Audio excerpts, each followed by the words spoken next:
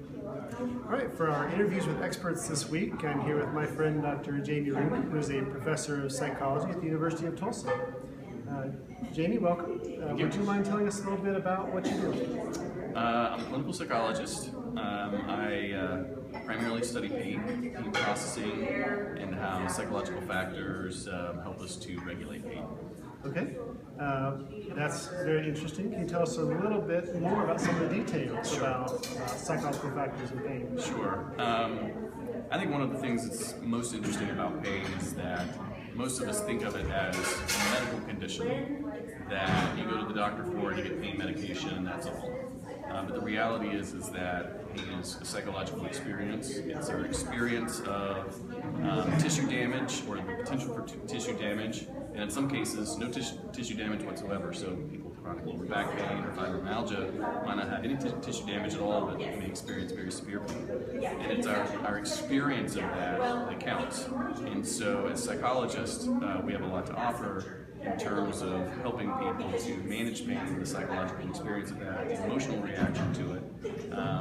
But what's really cool about this is that the way we think, the way we feel, the way we behave actually can have a profound influence on our experience of pain. It can inhibit it, or it can actually enhance it and make it worse. Excellent. Now, we're actually here today at the OCAST Health Research Conference in Oklahoma City, and sitting in front of some of your work. Can you give us a short version of what this is about? So this is one of the projects we have going on in the lab that involves placebo analgesia, which is a very exciting topic, by the way, and also really illustrates how our minds and the way we think can influence painful experiences.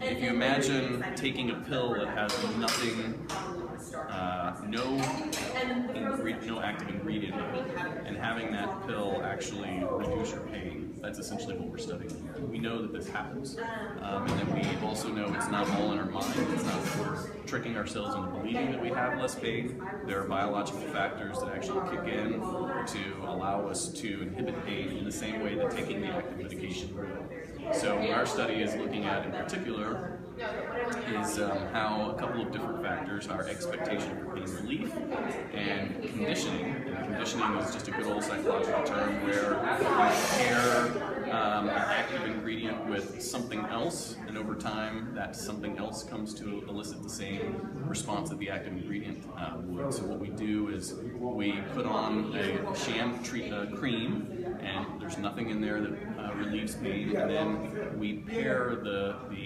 application of that cream with pain relief by turning down the intensity of a painful stimulus so that the person experiences pain relief in response to the cream, so then they believe that that cream works. And then we'll look to see how the cream actually influences pain responses that we test in the laboratory. So it's old Pavlov's dog with the cream, it sounds like. It's exactly that. It's the same process. That's fascinating. Can you tell us a little bit about how you came to do the work you're doing now, the career you have now, beginning back when you were, say, an undergraduate in college? What was your path to your career? So I started out a psych major, pre-med, because I was interested in going to med school because I wanted to really pair the relationship between mind and body. I did my undergraduate work at Austin College in Sherman, Texas, very small undergraduate college. Finished my degree there, ended up deciding not to go to med school, took a few years off, 3 years actually, moved down to Austin, Texas, lived there, and I worked in treatment centers, a couple of different treatment centers for kids.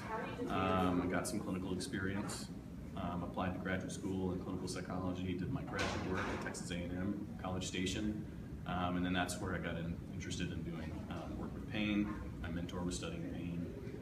And she, working in her lab, allowed me to look at the biological factors that were associated with pain processing and the way in which psychological factors can influence that. I subsequently, after graduating, I did my clinical internship year at the University of Mississippi Medical Center in Jackson, Mississippi. After graduating, then did a year postdoc as well, and then came to the University of Tulsa where I am now.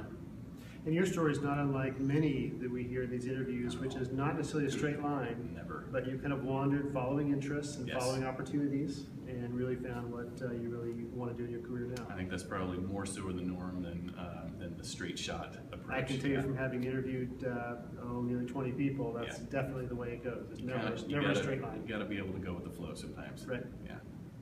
Well, Jaimie, this has been very informative, and thank you for your time. Yeah. Thank you.